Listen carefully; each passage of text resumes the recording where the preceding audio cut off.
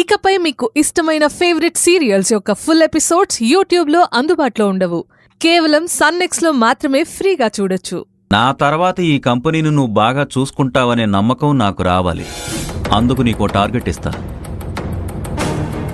మన కంపెనీ పేరు నా పేరు వాడకుండా కంపెనీ స్టాఫ్ను మాత్రమే వాడుకుని కొత్త బ్రాండ్ని స్టార్ట్ చేసి పాత కస్టమర్ని కాకుండా కొత్త కస్టమర్తో డీలింగ్ చేసి ₹1 కోటి ప్రాఫిట్ చూపించాలి.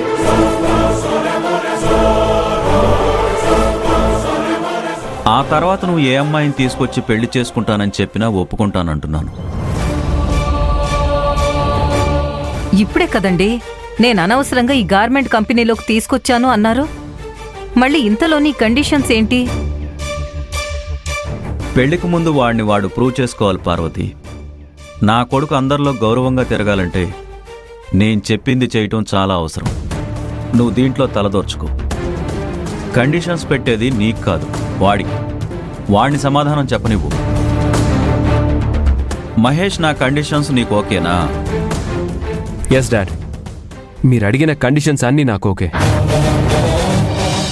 మీరు చెప్పినట్టుగానే ఒక బ్రాండ్ క్రియేట్ చేసి ఆ బ్రాండ్ని ఎక్స్పోర్ట్ చేసి దాని ద్వారా మీరు అన్నట్టుగానే 1 crore ప్రాఫిట్ చూపిస్తాను. తర్వాత నా పెళ్లి గురించి మాట్లాడతాను. ఇప్పుడు నాకు చాలా సంతోషంగా ఉంది.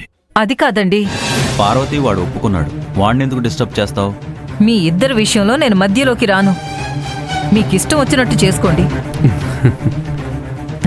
మహేష్, నువ్వు ప్రేమించిన అమ్మాయి పేరైనా చెప్పరా?